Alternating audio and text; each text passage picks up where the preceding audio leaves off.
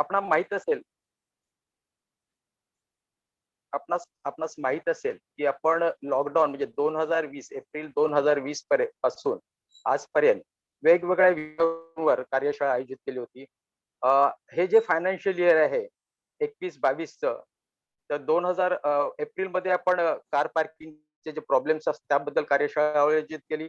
16 मे ला रिडेव्हलपमेंट बद्दल कार्यशाळा आयोजित केली आणि आज 30 मे ला इलेक्शन म्हणजे 250 पेक्षा कमी सदस्यत्व असलेली ज्या संस्था आहे त्याचं जे इलेक्शन प्रोसेस आहे त्याबद्दल आज आपण कार्यशाळा आयोजित करतो. आपण मला सांगण्यास फार आनंद वाटतो की आज आपल्या ह्या कार्यशाळेत honourable honourable district and session जज मिसेस रहमत के शेख मॅडम आज उपस्थित आहेत. त्यांचं मी Navi Mumbai cooperative housing federation तर्फे स्वागत करतो. तसेच माननीय रजिस्ट्रार राजेश लवेकर साहेबांची जर ओळख करून द्यायची झाली, ते जवळजवळ सगळ्याच कमिटीमध्ये गव्हर्नमेंटच्या असतात. त्यांच्याबरोबर काम करण्याचा मला एकदा अनुभव आला की महाराष्ट्र अपार्टमेंट ओनरशिप ऍक्ट 1970 त्याचं जे कलम 16A आणि 16B हे जे सुधारित कलम आहे त्याची जी अमेंडमेंट झाली त्याबरोबर त्या कमिटीमध्ये मी सुद्धा होतो आणि राजेश लवेकर साहेब सुद्धा होते. आणि हा जो आता जो कोऑपरेटिव्ह सोसायटीचे जे रूल्स बनवलेत इलेक्शन रूल 2250च्या खालील सभासदत्व असलेल्या कोऑपरेटिव्ह हाऊसिंग सोसायटीचे जे इलेक्शन रूल बनवले त्यात त्यांचा सिंहाचा वाटा आहे. आणि आपण जे सगळे आज जे इथे उपस्थित राहिलात त्याबद्दल मी Navi Mumbai cooperative housing federation तर्फे लवेकर साहेब किंवा ऑनरेबल जजेस आणि आपले सगळे जे पार्टिसिपंट आहे त्यांचं मी सगळ्यांचं स्वागत करतो आणि लवेकर साहेबांना विनंती करतो की आपण आपलं मनोगत व्यक्त करावं.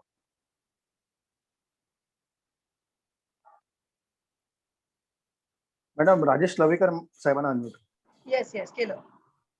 नमस्कार म्हात्रे साहेब आणि परब साहेब व सर्व उपस्थित. हॅलो, आवाज येतो माझा? येस येतोय. गृहनिर्माण संस्थांसाठी 23 जुलै 2019 रोजी नवीन हाऊसिंग चॅप्टर आपण म्हणजे कायद्यामध्ये सहकारी संस्था अधिनियमात इंट्रोड्यूस करण्यात आलेला आहे. त्या कायद्या तो हाऊसिंग चॅप्टर करताना गृहनिर्माण संस्थांना निवडणूक घेण्यासाठी स्वायत्ता देण्यासाठी कलम 73 CB मध्ये एक बदल करून निवडणुकीची जबाबदारी गृहनिर्माण संस्थांवर टाकली होती. म्हणजे 250 पेक्षा कमी संस्था. त्याच्या आधी आपण ही निवडणूक 200 पेक्षा कमी सभासदांसाठी ड प्रकारात निवडणूक प्राधिकरणामार्फत घेत होतो आणि 200 पेक्षा जास्तसाठी क प्रकारात निवडणूक प्राधिकरणामार्फत निवडणूक होत होती. परंतु 73 CB मध्ये बदल केल्याप्रमाणे नवीन निवडणूक नियम आम्ही तयार केले. नवीन निवडणूक तयार करताना आधी सुरुवातीला अशी निवडणूक नियम तयार केले होते की एका दिवसाचा प्रोग्राम करून आपण वार्षिक सभेमध्ये सगळा निवडणूक कार्यक्रम घ्यायचा. तर त्याच्यावर जेव्हा सजेशन ऑब्जेक्शन मागवण्यात आले तेव्हा जवळपास 110 सजेशन ऑब्जेक्शन शासनाला प्राप्त झाले होते.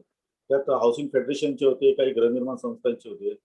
सर्व जे सजेशन ऑब्जेक्शन होते त्यांचा असं म्हणजे जवळपास 80% लोकांचं असं म्हणणं होतं की आम्हाला जर स्वायत्ता देत असाल तर निवडणूक घेण्याची जबाबदारी संस्थेवरच देण्यात येईल. निवडणूक प्राधिकरणाचाच निवडणूक अधिकारी असू नये. तसेच सगळी निवडणूक ही निवडणूक कार्यक्रम लावून घेण्यात यावी. म्हणजे 2014 पूर्वी गृहनिर्माण संस्थाच्या उपविधीमध्ये जी तरतूद होती त्याच्या धर्तीवर एक निवडणूक नियम तयार करावे. मग हे सगळं सजेशन ऑब्जेक्शन जास्त प्रमाणात मागणी असल्यामुळे ते निवडणूक नियमात परत आम्ही बदल केला. बदल करून शासनाने मग परत एकदा प्रसिद्ध केले आणि आता आपण हे निवडणूक नियम तयार केलेले ते अत्यंत सुटसुटीत आणि निवडणूक म्हणजे जवळपास सर्व गृहनिर्माण संस्था फेडरेशन यांनी मागणी केली होती त्याप्रमाणे तयार करण्यात आले. या निवडणूक नियमामध्ये पूर्ण निवडणूक प्रक्रियेसाठी आपण निवडणूक कार्यक्रम दिलेला आहे. निवडणूक कार्यक्रम म्हणजे सुरुवातीचं महत्वाचं सांगायचं म्हणजे निवडणूक घेण्याची जबाबदारी निवडणूक अधिकारी हा संस्थेचा सभासद असू शकतो. म्हणजे आणि निवडणुकीमध्ये कुठल्याही प्रकारे सहकार खात्याचा हस्तक्षेप यात ठेवण्यात आलेला नाहीये. निवडणुकीची याद्या तयार करणे, याद्या प्रसिद्ध करणे, याद्या अंतिम करणे, निवडणूक अधिकारी नियुक्त करणे आणि संपूर्ण निवडणूक प्रक्रिया राबवण्याची जबाबदारी संस्थेवर देण्यात आली. यात कुठल्याही प्रकारे सहकार खात्याचा निवडणूक प्राधिकरणाचा कुठलाही हस्तक्षेप राहणार नाही. त्यामुळे संस्थांवर आता ही जबाबदारी वाढलेली आहे की आता त्यांच्यावर पूर्ण दिल्यामुळे आता त्यांनी जबाबदारीप्रमाणे काम करावं लागणार आहे. आणि यात निवडणूक ही पूर्ण पारदर्शक होण्यासाठी यात कुठलाही गटबाजी कोणावर अन्याय होणार नाही याची दक्षता घेण्याची जबाबदारी संस्थेने नियुक्त केलेल्या त्यांच्या निवडणूक अधिकाऱ्यांची राहणार आहे आणि पदाधिकाऱ्यांची राहणार आहे.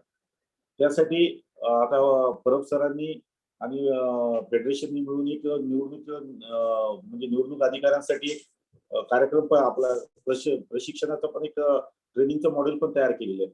त्या ट्रेनिंग मॉडेल हे निवडणूक अधिकाऱ्यांनी घेणं तर म्हणजे आवश्यक आहे, कायद्यातच तशी बदल करण्यात आला आहे. पण त्याशिवाय पदाधिकाऱ्यांनी पण त्या निवडणूक मॉडेल आहे प्रशिक्षणाचं त्याचा हे म्हणजे त्याच्यात पार्टिसिपेट व्हावं आणि त्याप्रमाणे कशी निवडणूक घ्यायची ही प्रक्रिया पूर्ण एकदा समजून घ्यावी. कारण ही एकदम काय नियमामध्ये सुटसुटीत दिलेली असली तरी त्यामध्ये काही आक्षेप असतील तर आता परब सर आहेत, आपल्याकडे म्हात्रे सर आहेत किंवा स्टेट फेडरेशनचे राणे साहेब आहेत, हे सर्व मिळून हा कार्यक्रम आता लगेच चालू करणार आहेत. ते कारण त्याचा आपण सगळ्यांनी लाभ घ्यावा आणि निवडणूक प्रक्रिया ते पूर्ण संस्थेवर जबाबदारी दिल्यामुळे आता संस्थेचा त्याच्यातील खर्च कमी होणार आहे. निवडणुकीसाठी प्राधिकरणाची परवानगी घेणे, वेळ, त्याचा जो निवडणूक अधिकारी येणार, बाहेरचा माणूस येणार, तो सगळा त्रास वाचलेला आहे. आणि आता 1 ऑगस्ट पासून आपल्याला आता निवडणूक घेण्याची या नियमाप्रमाणे परवानगी मिळणार आहे. त्यासाठी आता प्रशिक्षण आता यांनी लवकर चालू केलं तर त्या संस्थांनी त्याचे जास्तीत जास्त पार्टिसिपेट व्हावं आणि याचा लाभ घ्यावा. तर मला एवढंच सांगायचं होतं. अजून thank you sir, thank you. Sir Mhatre sir, we can start. Start करा.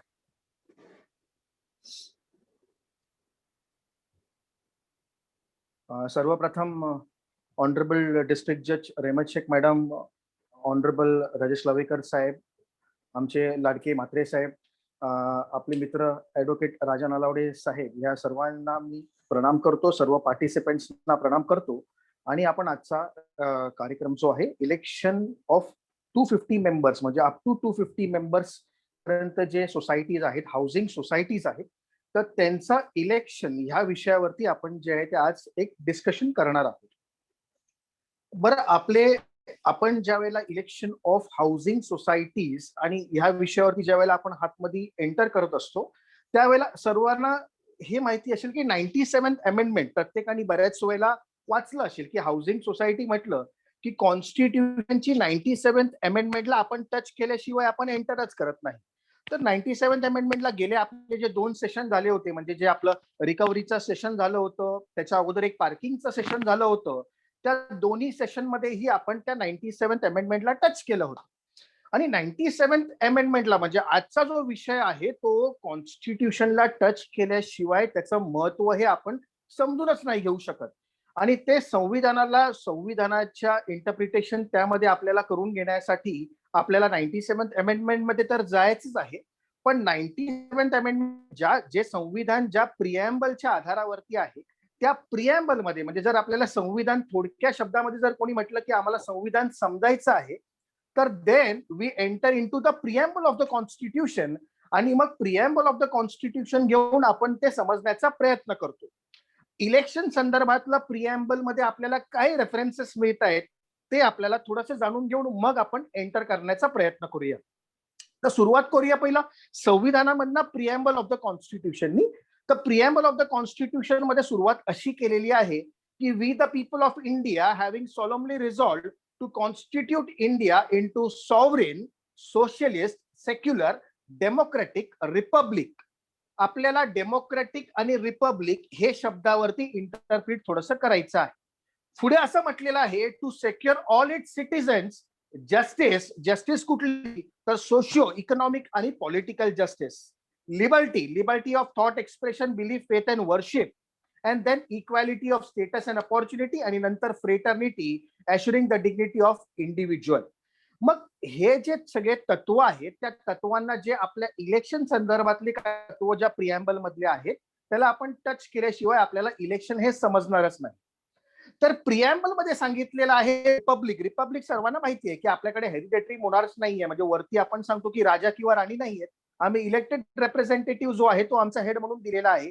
सायमल्टेनियसली ज्या वेळेला आपण हाऊसिंग सोसायटीची ज्या वेळेला गोष्ट करतो त्यावेळेला देखील आपण तिकडे इलेक्टेड रिप्रेझेंटेटिव्ह म्हणजे चेअरमॅनचा मुलगा हा चेअरमॅन झालाच पाहिजे असं कुठे लिहिलेलं नाही आहे, सेक्रेटरीचा मुलगा पण सेक्रेटरी झालाच पाहिजे असं नाही आहे. तर इथे इलेक्टेड रिप्रेझेंटेटिव्ह सेम म्हणजे रिपब्लिक कन्सेप्ट जो आहे तो आपण संविधानिक तत्वावरती घेतलेला आहे. आणि त्यानंतर डेमोक्रेटिक हा जो शब्द आहे तर डेमोक्रेटिक म्हणजे डेमो आणि क्रेटिक असे 2 शब्द आहेत. थोडक्यात पीपल्स रूल तो ग्रीस मधला शब्द आहे. पीपल्स रूल ज्याला आपण बोलतो म्हणजे थोडक्यात काय आहे, त्याला आपण कायद्याच्या भाषेमध्ये डॉक्ट्रिन ऑफ पॉप्युलर सॉव्हरेनिटी असं बोलतो. ज्याला डेमोक्रॅटिक हा जो शब्द आहे त्याला आपण डॉक्ट्रिन ऑफ पॉप्युलर सॉव्हरेनिटी असा उल्लेख करतो. थोडक्यात काय, तर जे पॉवर आहे, जी एक्स्ट्रीम पॉवर आहे, जी सुपर पॉवर आहे, that belongs or is in possession with the people of India, आपण असं सोप्या भाषेमध्ये बोलतो. त्यामध्ये ही दोन प्रकार आहेत. डेमोक्रेसीमध्ये आपण बोलतो की वन इज डायरेक्ट डेमोक्रेसी आणि वन इज इनडायरेक्ट डेमोक्रेसी. मग डायरेक्ट डेमोक्रेसी म्हणजे काय? मग जे पीपल आहेत ते स्वतःच आपल्यासाठी कायदे बनवणार, ते स्वतःच रिप्रेझेंट करणार, त्याला आपण डायरेक्ट डेमोक्रेसी बोलतो. स्वित्झर्लंड या देशामध्ये तशी डायरेक्ट डेमोक्रेसी आहे. आणि आपण जी इंडियानी पाहिलेली डेमोक्रेसी आहे that is an indirect democracy. Indirect democracy म्हणजे मग आपण आपले रिप्रेझेंटेटिव्ह जे आहेत, जे आपण इलेक्टेड रिप्रेझेंटेटिव्ह आहेत, त्यांना आपण निवडतो आणि मग आपण त्यांना पाठवतो, जे आपल्यासाठी जाऊन आपलं कार्य करतात. मग सेम वे इकडे जो कन्सेप्ट आपण घेतलेला आहे इनडायरेक्ट डेमोक्रेसीचा, तो आपण हाऊसिंग सोसायटीमध्ये देखील इलेक्शनमध्ये सेम टू सेम आपण इन्कॉर्पोरेट केलेला आहे. ह्या शब्दावर टच करून पुढे ज्या वेळेला आपण प्रिएम्बल मध्ये असं म्हणतो की to secure all it citizens justice, socio economic political justice, democratic setup आणि पॉलिटिकल जस्टिस, हे दोन शब्द जर आपण घेतले त्या बेसवरतीच इलेक्शन तत्व हे आधारित आहे. त्यानंतर प्रिएम्बल मध्ये म्हटलेलं आहे liberty, liberty of thought expression, faith, belief and worship. So नाव when you are talking about 97th amendment कॉन्स्टिट्यूशनची, त्यावेळेला जेव्हा आपण बोलतो की आर्टिकल 19(1)(c) मध्ये ज्या वेळेला formation of cooperative housing society is a fundamental right, मग तो फंडामेंटल राईट आला कुठून? तर याच प्रिएम्बल मध्ये जे लिबर्टी मध्ये सांगितलेलं आहे, ज्या वेळेला आपण फंडामेंटल राईट्सची कॅटेगरी करतो त्यावेळेला आर्टिकल 14 पासून आर्टिकल 18 पर्यंत आपण राईट टू इक्वालिटी बोलतो. आर्टिकल 19च्या पुढे जेव्हा आपण सरकतो, article 19 to article 22, that is a right, fundamental right to liberty. आणि राईट टू लिबर्टी जो आहे तो शब्द आपण प्रिएम्बल मधनच घेतलेला आहे. आणि म्हणून या लिबर्टीच्या टॉपिक मध्येच फंडामेंटल राईट्स ऑफ लिबर्टी जो आहे, in that cooperative housing society article 19(1)(c) मध्ये इन्कॉर्पोरेट झालं 97th अमेंडमेंट 2011 मध्ये. आणि 97th अमेंडमेंट मध्ये नुसतं formation of cooperative housing society fundamental rights मध्ये नाही इन्कॉर्पोरेट झालं, तर पुढे आपण जर जेव्हा जातो directive principles of state policy मध्ये आर्टिकल 43B आहे आपल्या संविधानामध्ये, तिकडे स्टेटला ड्युटी कास्ट केलेली आहे, the state shall endeavour to form काय, voluntary formation, autonomous functioning, democratic control and professional management in cooperative societies. म्हणजे हे स्टेटला करणं गरजेचं आहे. आणि ह्या दोन तत्वाच्या बेसिसवरतीच आपण आज इलेक्शन मध्ये एंटर करणार आहोत. कसं एंटर करणार आहोत म्हणजे काय रिलेशन आहे या इलेक्शनचा आणि या आर्टिकल 19(1)(c) आणि आर्टिकल 43B चा?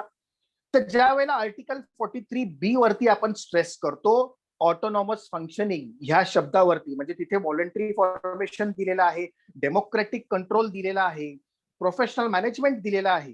तर व्हॉलंटरी फॉर्मेशन म्हणजे काय? तर व्हॉलंटरी फॉर्मेशन, आपल्याला कोणी बळजबरी केलेली आहे का हाऊसिंग सोसायटीचा मेंबर होण्यासाठी? तर नाही आहे. सगळ्यांनी व्हॉलंटरी बाय कन्सेंट आणि बाय विल सगळेजण मेंबर झालेले आहेत. त्यानंतर ऑटोनॉमस फंक्शनिंग असा शब्द आहे. ऑटोनॉमस फंक्शनिंगचा खरा अर्थ जो आहे, जर आपण आज आपले इलेक्शन रूल्स पाहिले, जे आपल्या एप्रिल 2021 मध्ये आपल्या समोर आलेले आहेत इलेक्शनचे रूल्स, खऱ्या अर्थाने ऑटोनॉमस फंक्शनिंगचा अर्थ या रूल्सने आपल्याला प्रदान केलेला आहे. ज्या वेळेला 97वी घटना दुरुस्ती झाली, 97th अमेंडमेंट ज्या वेळेला झालं, त्यावेळेला आपला कायदा जो आहे तो अमेंड करण्यात आला. आणि अमेंड करून we are now talking in with respect to election. इलेक्शनच्या संदर्भात जेव्हा आपण 97th अमेंडमेंट रेफर करतो, त्यावेळेला आपल्याला माहिती आहे इंडिपेंडेंट बॉडी जी आहे ती इलेक्शन ऑफ कमिटीसाठी स्थापित करण्यात आली, ज्याला आपण बोलतो स्टेट कोऑपरेटिव्ह इलेक्शन अथॉरिटी. आणि स्टेट कोऑपरेटिव्ह इलेक्शन अथॉरिटीकडे जे आहेत ते सर्व राईट्स प्रदान करण्यात आले इलेक्शन संदर्भातले. But this is after the 97th amendment. Now when we are talking about this amendment, म्हणजे जे आता नवीन रूल्स एप्रिल 2021 मध्ये आपल्या समोर आलेले आहेत, त्या रूल संदर्भात ज्या वेळेला आपण गोष्ट करतो त्यावेळेला आपण हे बघायचं असतं की स्टेट कोऑपरेटिव्ह इलेक्शन अथॉरिटीकडे जे राईट्स कंप्लीट दिले होते त्यापैकी काही राईट्स जे आहेत ते आता आपल्याला आपल्या मेंबर्सना आपण प्रदान करण्यात येत आहे. थोडक्यात रिटर्निंग ऑफिसर जो आहे तो इलेक्शनला लागणारा रिटर्निंग ऑफिसर तो आपण आपल्या सोसायटी मधला मेंबरही अपॉइंट करू शकतो. हे राईट्स जे आहेत ते आपल्याला या रूल्सनी दिलेले आहेत आणि म्हणून आपण खऱ्या अर्थाने बोलतो ऑटोनॉमस फंक्शनिंगचं जे क्लॅरिटी आहे ती या रूल्सनी आपल्याला प्रदान केलेली आहे.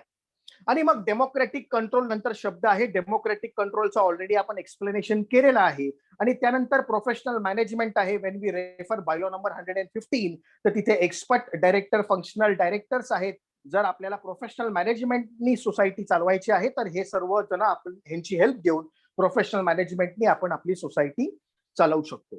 तर this was a little introduction to the constitution with reference to the election. आणि आता ह्या रेफरन्सनीच आपण इलेक्शनच्या आपल्या जे रूल्स आलेले आहेत एप्रिल 2021 चे त्या रूल्स मध्ये एंटर करून ते इलेक्शनचं थोडंसं इंटरप्रिटेशन करायचा प्रयत्न करूया. त्या रूल्सचा इंटरप्रिटेशन थोडंसं करायचा प्रयत्न करूया आणि ती प्रोसिजर काय आहे ते जाणून घ्यायचा प्रयत्न करूया.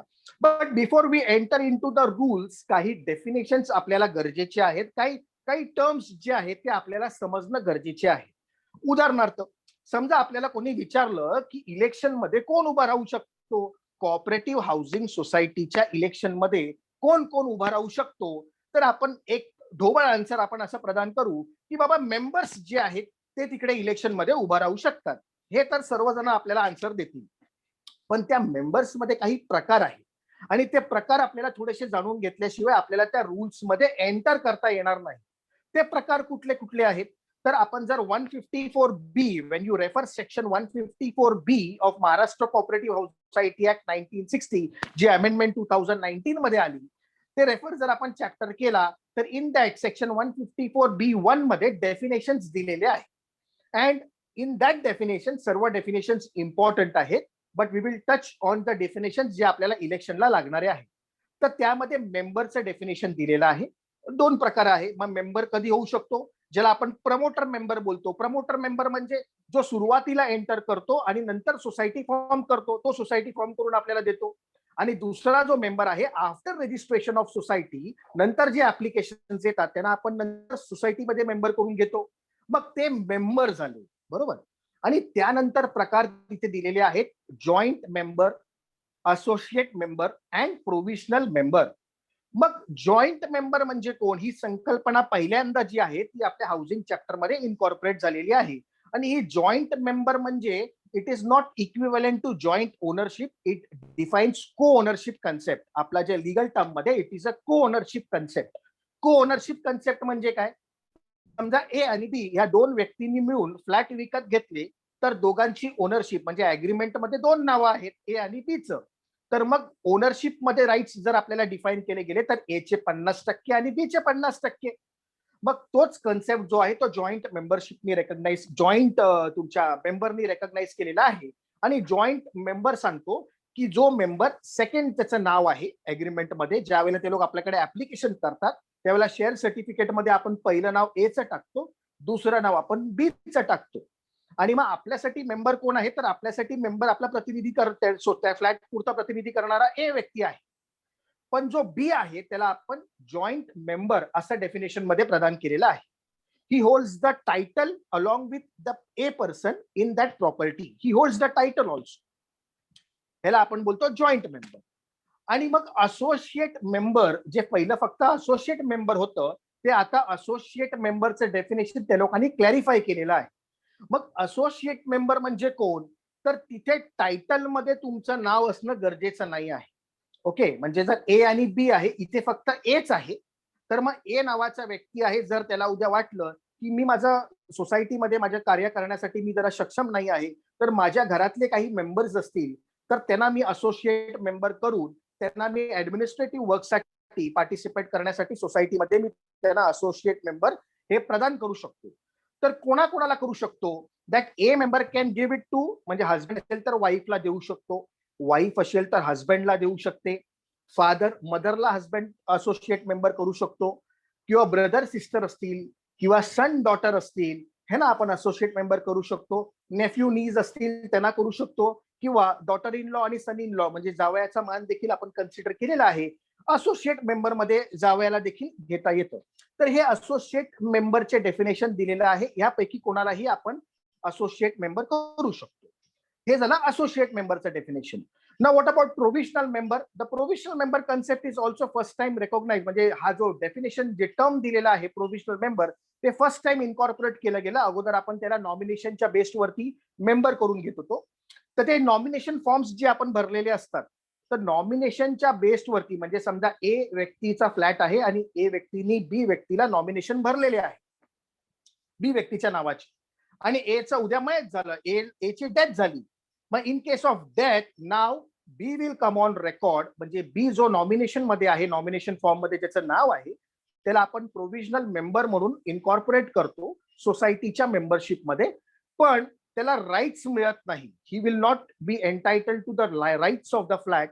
त्याचं फक्त काय आहे अधिकार, ऍडमिनिस्ट्रेटिव्ह पर्पज साठी रिप्रेझेंट करायचा आहे, आणि he will be trustee to all the legal heirs of a. एवढं त्याचं कार्य आहे. जर उद्या नॉमिनेशन मध्ये नाव नसेल तर ह्या वेळेला फर्स्ट टाइम 154B13 जर आपण रेफर केला, सेक्शन 154B13 मध्ये जर आपण रेफरन्स पाहिला, तर तिथे दिलेला आहे, if no member is such nominated then the society can appoint any provisional member as may appear to him. म्हणजे सोसायटीला असं वाटलं की हे लिगल एअर आहेत किंवा लिगल रिप्रेझेंटेटिव्ह ऑफ ए आहेत, then they can appoint him as take him as an provisional member also. हे आपल्याकडे प्रोव्हिजनल मेंबरचे पण दिलेले आहे. ह्या सर्वांचा उल्लेख करायचं कारण असं की ज्या वेळेला आपण इलेक्शन या टॉपिक मध्ये एंटर करतो आणि पहिला प्रश्न आपण विचारतो हु कॅन कंटेस्ट द इलेक्शन, तर त्याचा आन्सर आहे all these 4 categories can contest the election. All these 4 categories can contest the election. मग आपण म्हणू की कायद्यामध्ये कुठे दिलेलं आहे का, नुसतं बोलून थोडी चालणार, आम्हाला प्रोव्हिजनही सांगा.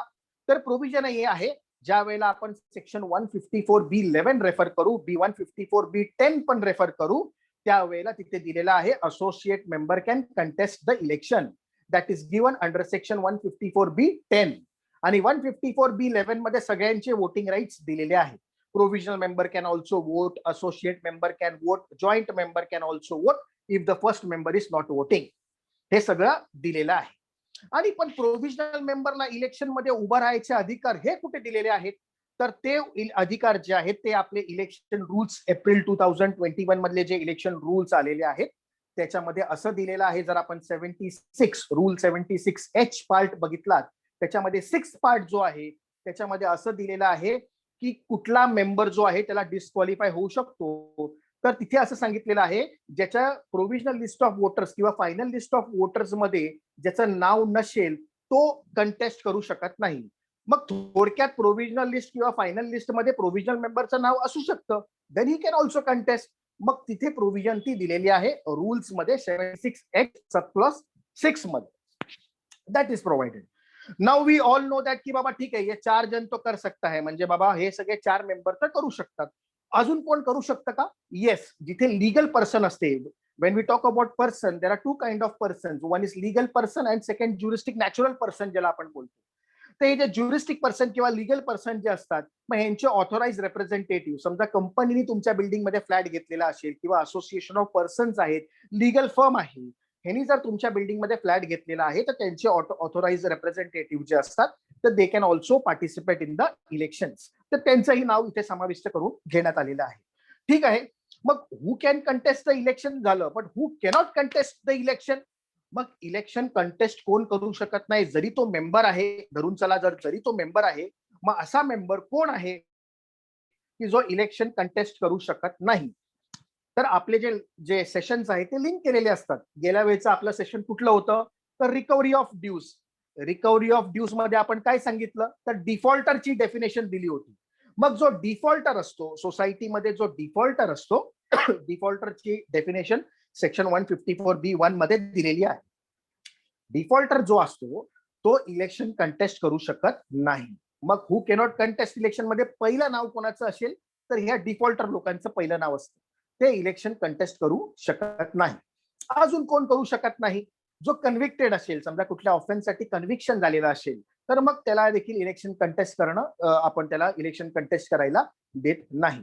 अजून कोण इलेक्शन कंटेस्ट करू शकत नाही, तर समजा काही ज्यांनी फ्लॅट नुकताच विकत घेतलेला आहे आणि आपल्याकडे ऍप्लिकेशन केलेलं आहे मेंबरशिपसाठी, but that application is not yet decided, so he is only the owner of the flat, he is not yet the member of the society, आणि म्हणून तो जर इलेक्शन प्रोसेस लागलेली असेल तर इलेक्शन तो कंटेस्ट करू शकत नाही. असे काही जे ओनर्स असतात ते कंटेस्ट करू शकत नाही. अजून कोणी कंटेस्ट करू शकत नाही तर मग जे लिगली ज्यांना डिस्क्वालिफाय केलेलं आहे, थोडक्यात सेक्शन 79 आहे, सेक्शन 85, सेक्शन 88 आहे, मग सेक्शन 154B8 सब क्लॉज 2 आहे इन्स्पेक्शन ऑफ डॉक्युमेंट्सचा, सेक्शन 154B27 आहे. इथे काही स्पेसिफिक ऑर्डर्स पास केलेले असतील, मग डिस्क्वालिफिकेशन झालेलं असेल तर मग तुम्ही कंटेस्ट करू शकत नाही. अजून कोण करू शकत नाही तर आपल्याकडे बायलॉ मध्ये 43 नंबरचा बायलॉ आहे आणि जो सबलेटिंग ऑफ फ्लॅट्स बद्दल उल्लेख केलेला आहे. ज्यांनी सबलेटिंग करताना इंटिमेट केलेलं नाही आहे सोसायटीला, as per bylaw number 43, even that पर्सनला आपण डिस्क्वालिफाय करू शकतो फ्रॉम कंटेस्टिंग द इलेक्शन. त्यालाही डिस्क्वालिफाय होऊ शकतं. अजून कोण इलेक्शन डिस्क्वालिफाय होऊ शकतं तर then you to refer bylaw number 116. 116 मध्ये सांगितलेलं आहे कुठल्याही जो पदाधिकारी असतो, ऑफिस बेरर्स असतात, he should not hold any interest in the society, any direct or indirect interest. म्हणजे he should not participate in the contracts वगैरे. रिपेअरचं कॉन्ट्रॅक्ट आपणच घ्यायचं नाही सेक्रेटरीनी, ते कॉन्ट्रॅक्टरलाच द्यायचं. मग ते जे प्रक्रिया आहे की समजा तसा कुठला व्यक्ती जर असेल तर then he can also he will not be able to contest the election. हे देखील बायलॉ नंबर 116 प्रमाणे आपण तिथेही डिस्क्वालिफिकेशनचा एक ग्राउंड होतो. तर now we all know that who can contest election and who cannot contest election. एवढंच आपल्याला ह्या डेफिनेशन मधनं हवं होतं. And now will enter in to the rules. Talking about the rules जे एप्रिल 2021 मध्ये आलेले आहेत, आपण त्या रूल्सच्या अगोदर म्हणजे सुरुवात करायच्या अगोदर आपण ही गोष्ट एक क्लिअरिफाय करून घेतो की आता सध्या लॉकडाऊन कोविड पॅन्डेमिकचा हे चालू आहे, त्यामुळे इलेक्शन जे आहे ते तुम्हाला घेणं नाहीये सध्या. 31 ऑगस्ट पर्यंत जे इलेक्शन्स आहेत, एक नोटिफिकेशन स्टेटनी सांगितलेलं आहे की you can't conduct election till 31 August 2021. त्याच्या पुढचे गाईडलाईन्स अजून आलेले नाही आहे. तर त्यामुळे 31 ऑगस्ट पर्यंत आपण इलेक्शन आपले कंडक्ट करू नये. मग इलेक्शन त्यानंतर कंडक्ट करण्यासाठी जर स्टेटनी गाईडलाईन्स आपल्याला दिले तर मग ते जे आहेत त्यासाठी आपल्याला हा एप्रिल 2021 मध्ये आलेले जे रूल्स आहेत त्यांना रेफर करायचं आहे आणि त्याप्रमाणे आपल्याकडे इलेक्शन्स जे आहेत ते कंडक्ट करायचे आहे. मग इलेक्शन कंडक्ट करताना पहिला क्रायटेरिया काय आहे तर पहिला क्रायटेरिया जो आहे तो आहे अपॉइंटमेंट ऑफ रिटर्निंग ऑफिसर. मग रिटर्निंग ऑफिसर जसा आपण मगाशी कॉन्स्टिट्यूशनचा उल्लेख केला, article 19(1)C and article 43(B), that returning officer जो अपॉइंट करायचा आहे तो आता ऑटोनॉमस फंक्शनिंगच्या स्वरूपामध्ये आपल्याला देखील अधिकार मिळालेले आहे. Means what? Now we can appoint our member also as a returning officer. मग तो जो मेंबर आहे त्याच्यामध्ये फक्त 2 क्रायटेरिया आहे. He should not contest the election, म्हणजे तो रिटर्निंग ऑफिसरने इलेक्शन कंटेस्ट नाही केले पाहिजे. आणि दुसरा क्रायटेरिया आहे he should not be a member of existing committee. Existing committee पैकी कुठल्याही व्यक्तीला तुम्ही रिटर्निंग ऑफिसर म्हणून अपॉइंट करू शकत नाही. फेअर आणि ट्रान्सपरन्सी ठेवायची आहे, principles of natural justice follow करायचं आहे, रूल ऑफ लॉ फॉलो करायचं आहे, म्हणून हे सर्व तत्व जे आहेत ते आलेले आहे. ह्या बेसिसवरती रिटर्निंग ऑफिसर अपॉइंट करायचा. रिटर्निंग ऑफिसर अजून कोण नसू शकतं तर ऑडिटर तुमच्या सोसायटीचा असेल त्याला तुम्ही रिटर्निंग ऑफिसर करायचं नाही आहे, किंवा मॅनेजर असेल, एम्प्लॉई असेल त्याला रिटर्निंग ऑफिसर करायचं नाही आहे. म्हणजे थोडक्यात सोसायटीचा मेंबर पाहिजे पण तो मेंबरने इलेक्शन कंटेस्ट नाही केले पाहिजे किंवा तो एक्झिस्टिंग कमिटीमध्ये नाही पाहिजे, त्याला आपण रिटर्निंग ऑफिसर करू शकतो. जर आपल्याला शक्य नसेल, समजा आपल्याकडे रिटर्निंग ऑफिसर कोण तयार होत नसेल तर देन अगोदरचा जो आपला लॉ आहे तो स्टेट कोऑपरेटिव्ह इलेक्शन अथॉरिटीच्या एम्पॅनलमेंट मध्ये जे रिटर्निंग ऑफिसर्स आहेत आणि जे ज्यांना डिस्ट्रिक्ट डिव्हिजनल जॉईंट रजिस्ट्रारची आहे मान्यता, मग त्यांच्या थ्रू आपण जे आहेत रिटर्निंग ऑफिसर्स अपॉइंट करून आपलं इलेक्शन कंडक्ट करू शकतो. तो we have both the options open for the returning officer. पण हा रिटर्निंग ऑफिसर अपॉइंट करायचा केव्हा? समजा आपलं टेन्युअर जे आहे आपल्या एक्झिस्टिंग कमिटीचं ते आपलं संपुष्टात येत आहे तर त्याच्या 2 महिने 60 डेज अगोदर आपल्याला रिटर्निंग ऑफिसर अपॉइंट करायचा आहे. बट असं करू नका. सर्वांना आपल्याला एक विनंती आहे की 60 डेज बाकी आहेत आणि बरोबर तुम्ही 61 डेज बाकी आहेत आणि तुम्ही रिटर्निंग ऑफिसर अपॉइंट करताय, अशी घाई करू नका. जनरली 3 महिने अगोदरच रिटर्निंग ऑफिसर अपॉइंट करून घ्यायचा. त्याचं रिझन असं की रिटर्निंग ऑफिसरला एक कंपल्सरी क्रायटेरिया आहे, मॅन्डेटरी क्रायटेरिया आहे की that he should undergo training. त्यांनी ट्रेनिंग घेतली पाहिजे. कुठे घेतली पाहिजे? तर डिस्ट्रिक्ट हाऊसिंग फेडरेशन जे आहेत आपल्या ज्युरिस्डिक्शन मधले, तर त्या ज्युरिस्डिक्शन मधल्या फेडरेशनकडे तुम्ही ट्रेनिंग घेणं कंपल्सरी आहे, मॅन्डेटरी रिक्वायरमेंट आहे. आणि ती ट्रेनिंग तिथे तुम्ही घेऊ शकता किंवा अदर ट्रेनिंग इन्स्टिट्यूट जे नोटिफाईड बाय द स्टेट आहे तिथेही तुम्ही ट्रेनिंग घेऊ शकता. पण ट्रेनिंग घेतल्यानंतरच तुम्ही रिटर्निंग ऑफिसरचं कार्य जे आहे ते सुरू करू शकता. म्हणून आपण एक रिक्वेस्ट करतो की 3 महिने अगोदर, म्हणजे 60 डेजची वाट न बघता, की आपण एक थोडं अगोदर रिटर्निंग ऑफिसरला अपॉइंट करायचं आणि मग रिटर्निंग ऑफिसरची ट्रेनिंग जी आहे ती एक सॅटर्डे संडेला फेडरेशनचे क्लासेस असतात त्यासाठी. मग त्या क्लासेसमध्ये even that returning officer and the पदाधिकारी ऑल्सो कॅन पार्टिसिपेट, आणि ते पार्टिसिपेट करून ते रिटर्निंग ऑफिसर अपॉइंट करू शकतात. हे झालं रिटर्निंग ऑफिसरचं. आणि मग अगोदर अजून एक कुठली तरी गोष्ट करायची आहे. आपल्याला 2 गोष्टी अगोदर करायच्या आहेत. Before 60 days we have to do 2 things. One is appointment of returning officer and second one is the provisional list of वोटरची जी यादी आहे ती नोटीस बोर्डावरती लावायची आहे. प्रोव्हिजनल लिस्ट ऑफ वोटर्स आपल्याकडे जे आहेत त्यांची एक यादी बनवायची आहे. ही जी ड्युटी आहे ती सेक्रेटरी वरती ठेवलेली आहे, किंवा ऑथोराइज ऑफिसर असेल तर ऑथोराइज ऑफिसरनी काम करायचं आहे. मग त्यांनी ती लिस्ट आहे प्रोव्हिजनल लिस्ट ऑफ वोटर्स, ते E3 फॉर्म मध्ये जी आपल्याकडे मिळतं, तर ती फॉर्म्सची जी यादी आहे ती नोटीस बोर्डावरती लावून ठेवायची आहे, डिस्प्ले करायची आहे, पब्लिक करायची आहे. फक्त नोटीस बोर्डवर लावून ठेवायची आहे का? तर नाही. तर अजून 2 गोष्टी करायच्या आहेत. एव्हरी मेंबरला, म्हणजे प्रत्येक मेंबरला ती कॉपी जी आहे ती आपल्याला त्याला पोचवायची आहे. तर कशी पोचवणार? तर हँड डिलिव्हरी आपण करू शकतो, पण एक्नॉलेजमेंट घेणं कंपल्सरी आहे, मॅन्डेटरी आहे. किंवा रजिस्टर एडी पोस्ट आपले कुरिअर ऑप्शन्स आहेत त्यांनी आपण करू शकतो.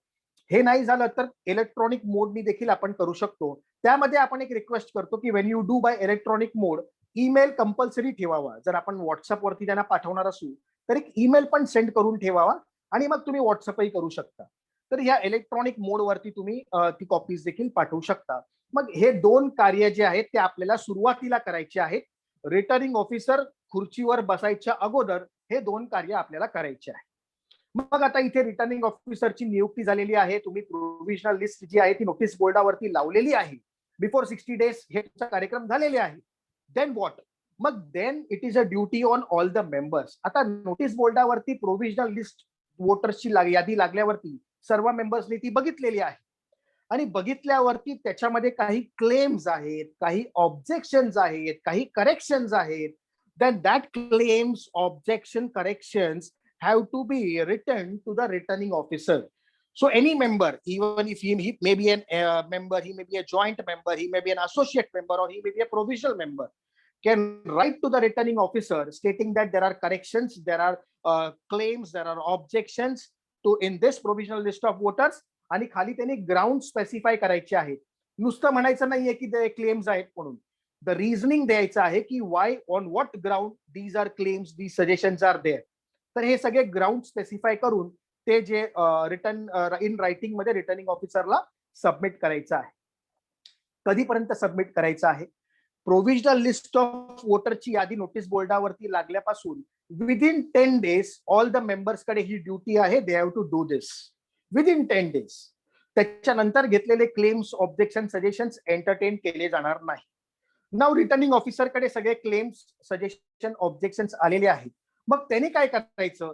त्यांनी following the principle of natural justice त्यांनी ते क्लेम्स, ऑब्जेक्शन, सजेशन्स, जे काय करेक्शन्स आहेत त्यावरती एन्क्वायरी कंडक्ट करायची, आणि एन्क्वायरी कंडक्ट करून त्यांनी त्याचं डिसिजन जे आहे त्या ज्या मेंबरनी त्यांना कळवलेलं आहे त्या मेंबरला ते रिवर्ट करून त्यांना सांगायचं आहे की तुमचे क्लेम्स, ऑब्जेक्शन, सजेशन्स आम्ही स्वीकृत केलेले आहेत का, तुमचे ऑब्जेक्शन जे आहेत ते आम्ही रिजेक्ट केलेले आहेत.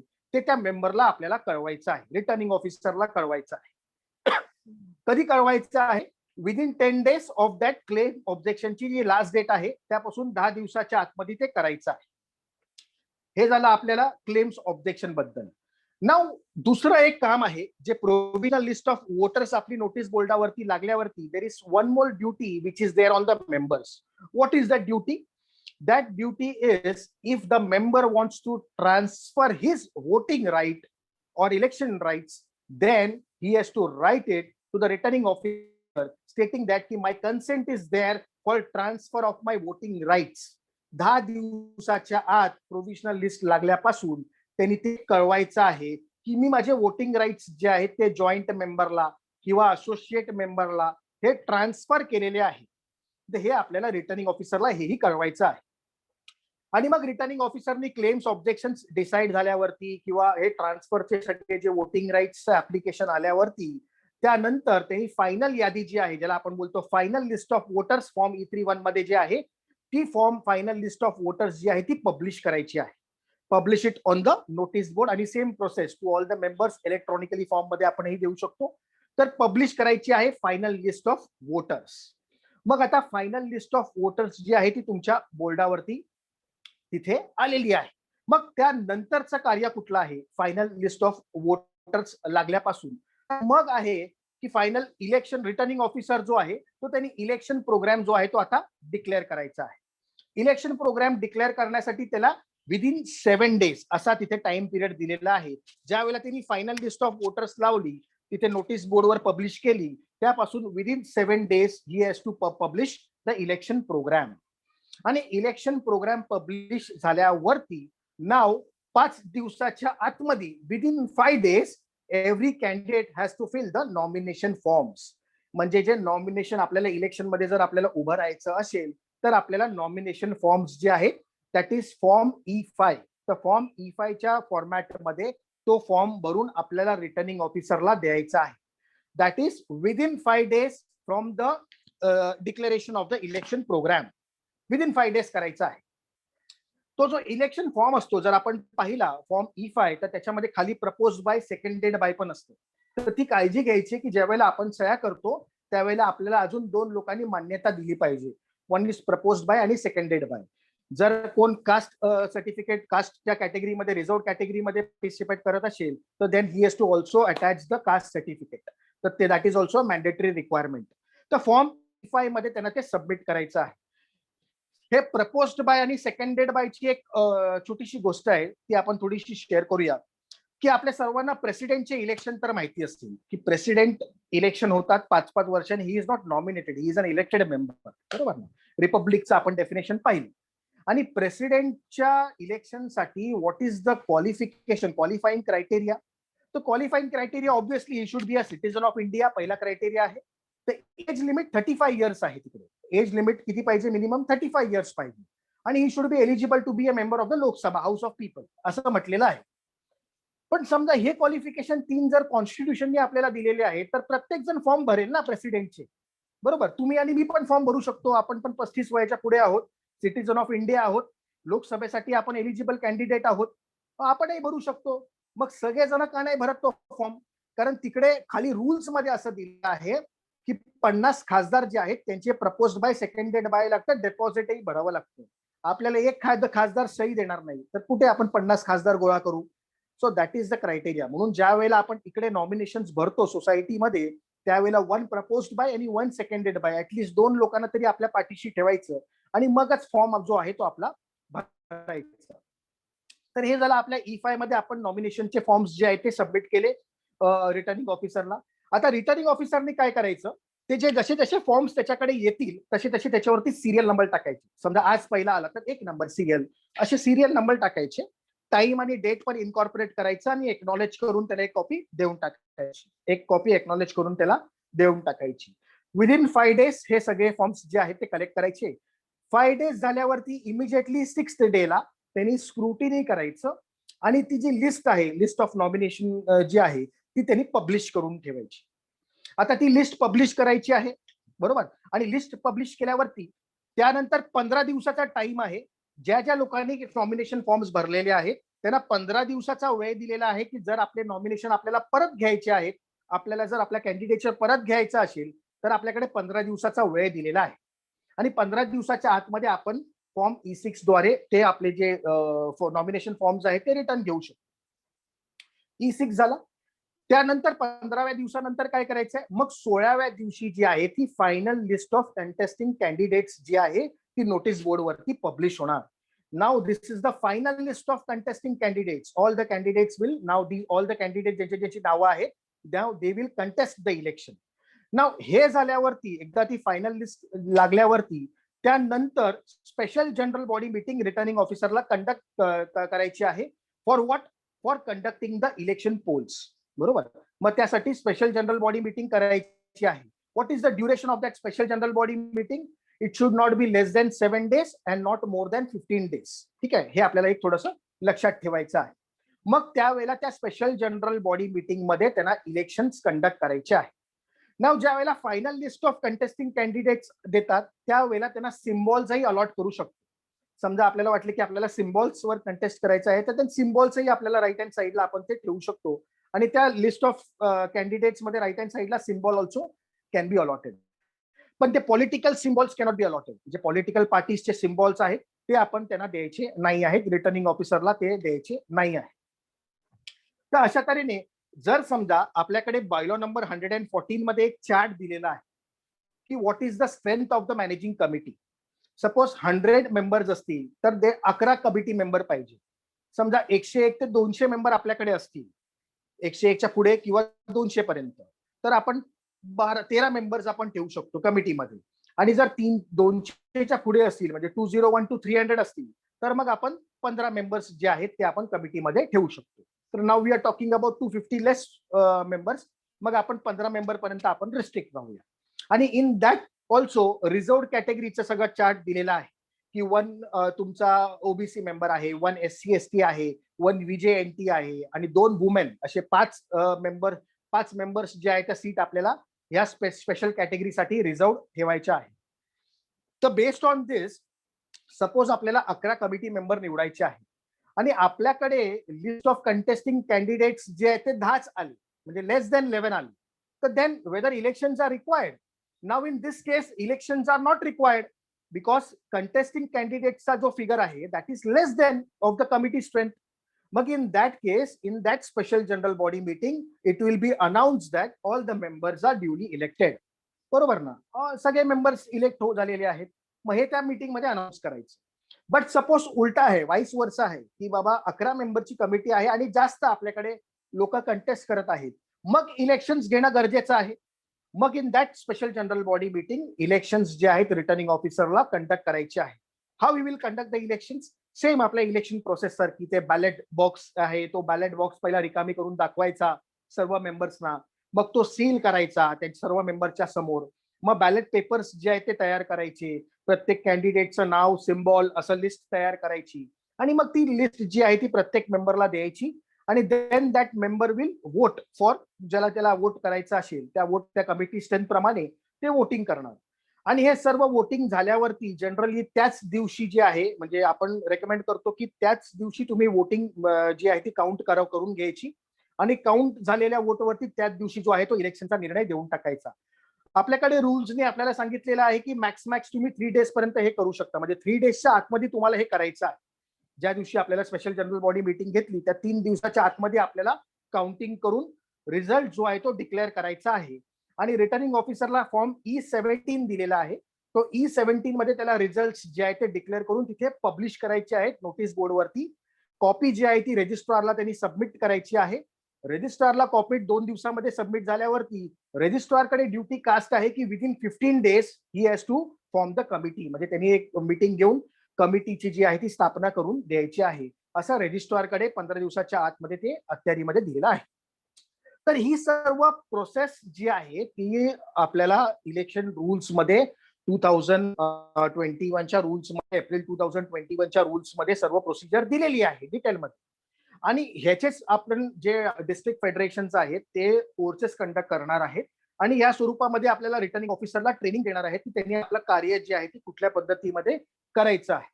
तर थोडक्यात आपण हे इलेक्शनचे रूल्स जे आहेत ते समजण्याचा प्रयत्न केला आणि आपण ह्याला कॉन्स्टिट्यूशनची रिलेट करायचा प्रयत्न केला. ज्या वेळेला आपण परत कॉन्स्टिट्यूशनचं नाव घेतो त्यावेळेला आपण एक सब्जेक्ट होता, एक क्वेरी आपल्याकडे आली होती की whether this right to vote is a fundamental right or not. तर त्यावरती एक जजमेंट, रिसेंट जजमेंट Jan 2020 मध्येच आलेलं आहे. चीफ जस्टिस आपले बोबडे साहेब जे होते, ऑनरेबल चीफ जस्टिस बोबडे साहेब यांचं जजमेंट आलेलं आहे. आणि त्यांनी सांगितलं होतं की तिकडे एक पिटिशन आली होती की जे EVM मशीन्स आहेत त्यांना ते जे आहे त्याचा वापर नको करण्यात यावा ह्या तुमच्या इलेक्शनमध्ये because it is violating the fundamental right. Now Bobde साहेबांनी त्या लॉयरना विचारलं होतं की whether right to vote is a fundamental right, आणि जर फंडामेंटल राईट आहे तर ते कुठल्या पुस्तकात दिलेलं आहे ते आम्हाला तुम्ही दाखवण्यात यावं. सो त्यांनी सांगितलं, तिथे सांगितलेलं आहे की right to vote is not a fundamental right but it is a constitutional right. Why constitutional right? तुम्ही जर आर्टिकल 326 रेफर केलं कॉन्स्टिट्यूशन मधलं, त्याला आपण अडल्ट सफरेज बोलतो, ते अडल्ट सफरेज सांगतं कॉन्स्टिट्यूशन मध्ये 18 वर्षाच्या वरती जर असतील तर त्यांना इलेक्शनचे अधिकार आहेत. वी आर टॉकिंग अबाउट लोकसभे राज्यसभेचे इलेक्शन, आपण कॉन्स्टिट्युशनल इलेक्शन बद्दल बोलत आहोत. आणि मग ते जे इलेक्शन मध्ये आपण बोलतो it is a constitutional right आहे आर्टिकल 326 मध्ये. पूर्वी ते वय 21 होतं, 61st अमेंडमेंट झाली होती 1988 मध्ये, त्यावरती ते 18 करण्यात आलं होतं कॉन्स्टिट्यूशन मध्ये. तर तो एक आहे की it is not a fundamental right but it is a constitutional right and it is never less than a fundamental right. Why we say that it is never less than fundamental right? Because तुम्ही जर पीयूसीएलचं judgment बघितलं, PUCL versus Union of इंडियाचं जे judgement आहे, त्या जजमेंटमध्ये जिथे नोटा जो आहे एस्टॅब्लिश झाला होता, तर ते नोटा एस्टॅब्लिश करताना ऑलमोस्ट सुप्रीम कोर्टाने अपेक्स कोर्टाने towards fundamental rights, right to वोटला घेऊन गेले होते, तिथपर्यंत जाऊन पोहोचलं होतं. तर पुढे येणारा जो काळ आहे तो आपल्याला अजून काही गोष्टी जजमेंट्स आहेत ते प्रूव्ह करून देईल. बट हा एक थोडासा संदर्भ आहे कॉन्स्टिट्यूशन मधला. आणि दुसरा एक संदर्भ आहे, ज्यावेळेला आपण इलेक्शन ऑफिसर, रिटर्निंग ऑफिसरची ट्रेनिंग कंडक्ट करतो, ज्यावेळेला आपण मॅनेजरल ट्रेनिंग फेडरेशन मध्ये कंडक्ट करतो, त्यावेळेला एक गोष्ट आपण प्रामुख्याने सांगतो की कधीही पदाधिकारी म्हणजे ऑफिस बेरर्स होण्यासाठी म्हणजे नुसतं ऑफिस बेरर्स झाल्यावरतीच आपल्याला सोसायटीचं कार्य करायचं आहे असं कुठेही रेस्ट्रिक्ट केलेलं नाही आहे. सोसायटीचं कार्य जे आहे ते ऑफिस बेरर्स नसून सुद्धा आपण करू शकतो. उलट ऑफिस बेरर झाल्यावरती आपण बघितलेलं आहे, लास्ट लेक्चर मध्ये पण आपण डिस्कस केलेलं आहे, the entire load is on the shoulders of the managing committee. जे सोसायटीचा मॅनेजमेंट आहे that is entire vest in the management of entire vest in the managing committee, असं आपण लास्ट लेक्चर मध्येही तिथे आपण पाहिलं होतं. आणि यासाठी आपण नेहमी कधी पण आपण ज्यावेळेला लेक्चर्स कंडक्ट करतो कॉन्स्टिट्यूशनचे, त्यावेळेला आपण इंदिरा गांधीजींचं एक उदाहरण देतो. प्रामुख्याने 1971 मध्ये वास्ट मेजॉरिटीनी निवडून आल्या होत्या 1971 मध्ये. त्याच्या अगोदर त्यांना गुंगी गुडिया म्हणत होते, पण 1971च्या इलेक्शन मध्ये 352 सीट्स मिळाल्या होत्या. 352 सीट्स मिळाल्यानंतर गुंगी गुडिया जे म्हणणारे लोक होते ते म्हणत होते की इंडिया इज इंदिरा आणि इंदिरा इज इंडिया असं म्हणण्यात येत होतं. पण 1971ला एवढ्या बहुमताने जिंकून येऊन सुद्धा एक पिटिशन उभं राहिलं राज नारायणचं, आणि त्या पिटिशन मध्ये अलाहाबाद हायकोर्टमध्ये जस्टिस जगमोहनलाल सिन्हांनी 12 जून 1975ला निर्णय दिला की इंदिरा गांधीजींनी जे माल प्रॅक्टिसेस केलेले आहेत इलेक्शन मध्ये त्यासाठी त्यांना डिबार करण्यात येत आहे. 6 वर्षासाठी त्यांना डिबार करण्यात आला. त्यानंतर 25 जून 1975 आपल्याला इमर्जन्सी सर्वांना माहिती असेल, रातोरात इमर्जन्सी लावण्यात आली होती. 19 महिन्यामध्ये इमर्जन्सी चालली होती. 1977ला परत ज्या वेळेला इलेक्शन झाले इमर्जन्सी उठल्यावरती, त्यावेळेला जी इंदिरा गांधी जी मॅक्सिमम वोटनी निवडून आली होती ती 1977ला परत पडल्या आणि जनता दलचं मोरारजी देसाईंचं सरकार जे आहे ते परत आलं. पण ज्या वेळेला मोरारजी देसाईंचं सरकार आलं त्यावेळेला इंदिरा गांधीजीने असं नाही म्हटलं की आम्ही काम करणार नाही आहे. त्यावेळेला बिहारमध्ये बेलची नावाचं एक गाव आहे, त्या गावामध्ये ज्या वेळेला फायरिंग झाली होती आणि 11 मागासवर्गीय लोकांवरती जेव्हा फायरिंग होऊन मृत्यू झाले होते, त्यावेळेला 3 दिवस लागले होते ती खबर दिल्लीमध्ये येण्यासाठी. ज्या वेळेला खबर दिल्लीमध्ये आली त्यावेळेला इंदिरा गांधीजींनी ठरवलं की पहिल्याच क्षणाला त्यांनी ठरवलं की मी त्या गावाला व्हिजिट करणार आहे. पावसाचे दिवस चालले होते आणि 60 वर्षाची इंदिरा गांधीजी आपल्या जीप मधनं निघाली होती. शेतामधनं जेव्हा जीप चालली होती तेव्हा जीप रुतली होती. त्यानंतर ट्रॅक्टर बोलवला गेला. 60 वर्षाची बाई ट्रॅक्टरवर बसली होती. ट्रॅक्टर पुढे चालत होता. ज्यावेळेला नदी आली, नदी पार करायची होती, त्यावेळेला हत्तीने बोलवलं. हत्तीवर बसून 60 वर्षाची इंदिरा गांधीजी त्या गावात पोहोचल्या आणि त्या जी टर्निंग पॉइंट आपण जो बोलतो बेलची गावातला इंदिरा गांधीजींचा, 2 वर्ष फक्त ते सरकार टिकलं. त्यानंतर परत 1980 मध्ये कमबॅक केला इंदिरा गांधीजींनी. म्हणजे what all this defines is की आपल्याला पदाधिकारी व्हायची गरज नाही आहे. कार्य जे आहे ते प्रत्येक मेंबरनी करायचं आहे. सोसायटीची जी जबाबदारी आहे ती सर्व मेंबर्स वरती आहे. ही आपली सोसायटी आहे आणि म्हणून हे आपल्यासाठी हे रूल्स जे आहेत ते फॉर्म्युलेट करून आपल्याला स्टेट गव्हर्नमेंटने दिलेले आहेत. सर्वात कॉन्स्टिट्यूशनच्या अँगल, सर्व अँगलनी फिट होणारे असे हे जे रूल्स आहेत ते आपल्याला दिलेले आहेत. अशा प्रकारे हे रूल्स आपल्या समोर आपण जे मांडण्याचा छोटासा एक प्रयत्न केला. ह्या रूलसाठी आपण स्पेशली जी इलेक्शन मध्ये कमिटी होती, जी स्थापित झाली होती, स्टेट गव्हर्नमेंटने केली होती, त्यांना आपण धन्यवाद देतो. त्यामधले एक कमिटी मधले जे प्रामुख्याने भूमिका घेतलेले आपल्याकडे राजेश लवेकर साहेब जे आहेत, रजिस्ट्रार कोऑपरेटिव्ह सोसायटी, आपल्याकडे आज उपस्थित आहेत. त्यांचाही आपण इथे धन्यवाद करतो. आणि त्यानंतर आपल्याकडे जे ऑनरेबल जस्टिस रहमत शेख मॅडम इथे आहेत, डिस्ट्रिक्ट जज नागपूरकडे त्यांचे पोस्टिंग आहे. आणि त्यांच्याबद्दल थोडासा एक उल्लेख करून त्यांना 2 शब्द आपण बोलायला सांगूया. त्यांच्याबद्दल उल्लेख इथे प्रामुख्याने ह्यासाठी आपल्याला करायचा आहे कारण त्यांचे काही जजमेंट्स जे आहेत, काही 3-4 जजमेंट जर आपण त्यांचे लँडमार्क काढले तर ते असे आपल्याला वाचत राहण्यासारखे जजमेंट्स आहेत. एक प्रामुख्याने आहे की आपल्या औरंगजेब काळातलं जे कुराण होतं आणि त्या कुराणामध्ये सोन्याच्या अक्षरांनी लिहिलेलं ते कुराण होतं, त्याची तस्करी होत होती आणि त्या तस्करी पकडली गेली होती आणि मॅडमकडे त्याची पूर्ण ट्रायल चालली होती, कन्व्हिक्शन झालं होतं. आणि ते जे कुराण आहे ते त्यांनी परत आर्किओलॉजिकल डिपार्टमेंटकडे हँड ओव्हर केलं होतं, त्यांच्या ऑर्डरनी झालं होतं, जजमेंटनी झालं होतं. अजून एक प्रामुख्याने केस जी होती मधुर भंडारकरची जी केस आहे ती देखील त्यांच्या अंडरमध्ये झाली होती, तर तो एक मोठा लँडमार्क जजमेंट आहे. अजून एक आहे एन्काउंटरची, रामप्रसाद गुप्ताची आपल्या मुंबईमधली झालेली केस आहे, ती देखील त्यांच्याकडे झाली होती. आणि त्या इथे उपस्थित असल्यामुळेच मुद्दामून आपण इंदिरा गांधीजींचा उल्लेख केला, कारण जसं इंदिरा गांधीजींना आयर्न लेडी बोलायचे तसे ज्युडिशरीमध्ये मॅडमना आयर्न लेडी असं संबोधलं जातं. आणि ह्या सर्व थोड्याशा पार्श्वभूमीवरती आपण रिक्वेस्ट करतो की मॅडमनी 2 शब्द जे आहेत ते इथे थोडेसे त्यांचा विषय मांडावा आणि मग आपण म्हात्रे सरांकडे हँड ओव्हर करूया. Madam please madam. Yes. Thank you very much. Parab sir, Rajesh Lavekar sir, Maitre sir, Advocate Nalawade sir, and all the precious participants. Really, it's very precious to me to attend. आता तुम्ही सगळ्यांमध्ये बोलले, मी मराठीमध्ये बोलण्याचा प्रयत्न माझा. अरे madam तुम्ही बोला बोला बोला, तुमचा व्हॉइस क्रॅक होता मॅडम.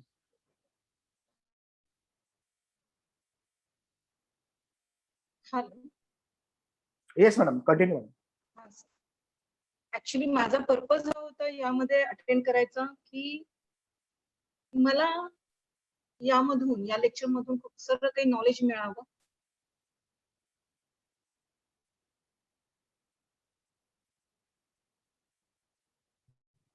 मीटिंग अटेंड केलेली आहे.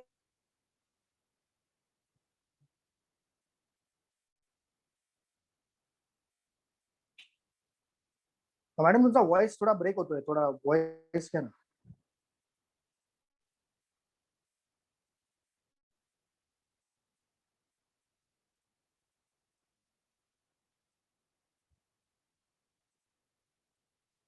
मॅडम व्हॉइस तुमचा ब्रेक होतोय. मॅडम ऍक्च्युली लॉग आउट झाले, तर जशा त्या येतील I will let her in.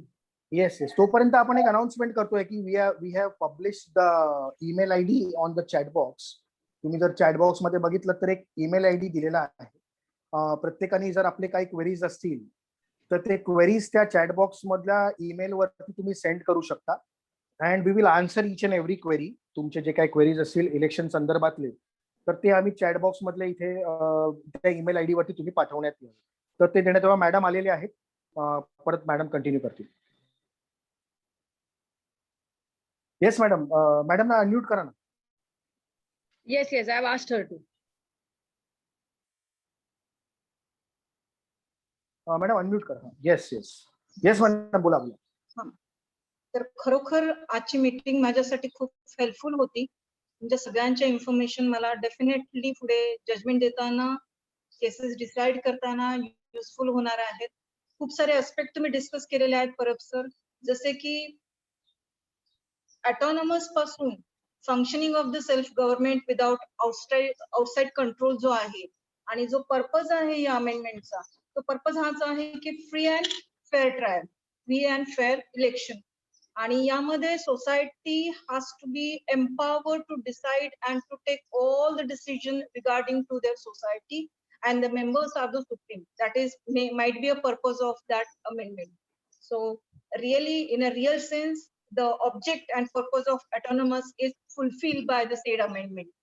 तुम्ही सुरुवातीपासून सगळ्या गोष्टी अगदी खूप छान पद्धतीने समजून सांगितलेल्या आहेत आणि त्यामुळे मला वाटतं इलेक्शन हा सब्जेक्ट जो आहे मला वाटतं पूर्णपणे क्लिअरली मला समजलेला आहे.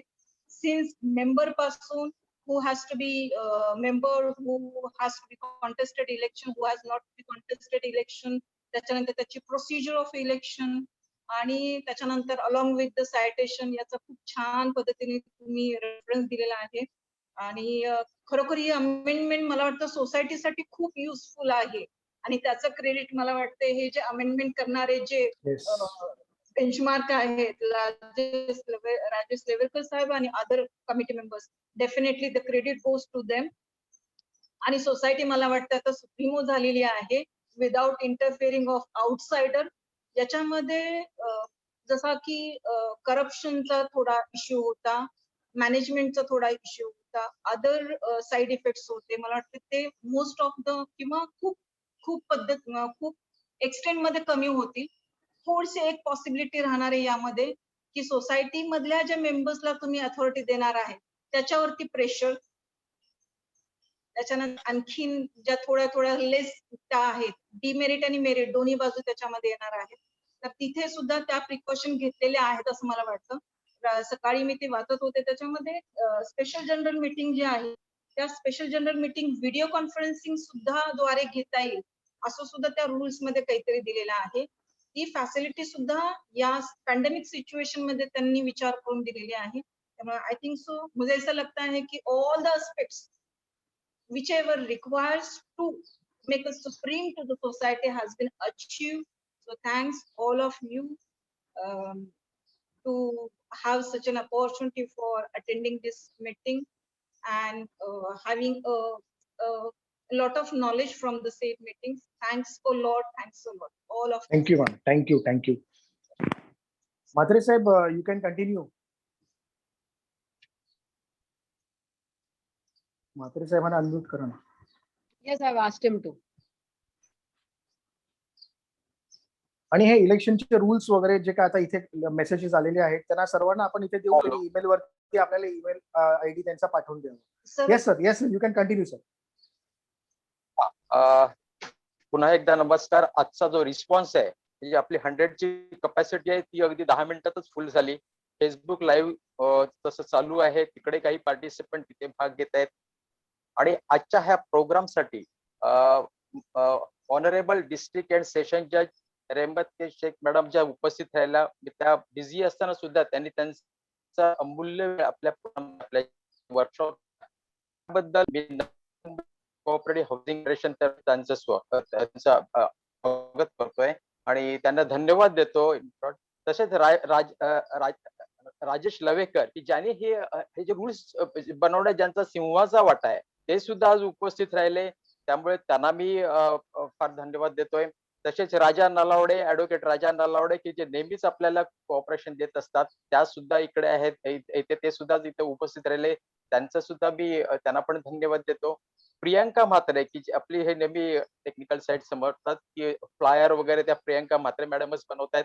त्याच्यानंतर आज फेसबुक लाईव्ह आहे, त्याच्यानंतर आपलं झूम ऍपवर चाललेला आपला हा प्रोग्राम, लाईव्ह प्रोग्राम, तर त्यांची फार महत्वाचा रोल आहे हा प्रोग्राम सक्सेस करण्यासाठी. त्यांना पण मी धन्यवाद देतो. तसेच आज सगळे आमच्या फेडरेशनचे डायरेक्टर आज इथे प्रेझेंट आहेत, त्यांना मी धन्यवाद देतो.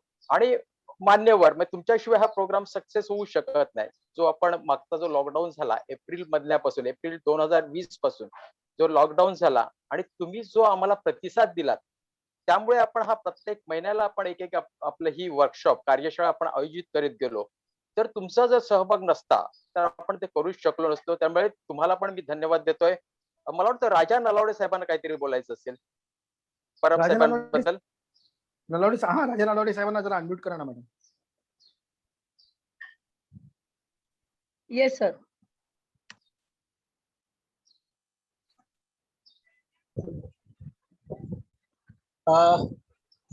धन्यवाद म्हात्रे सर, श्रीप्रसाद सर.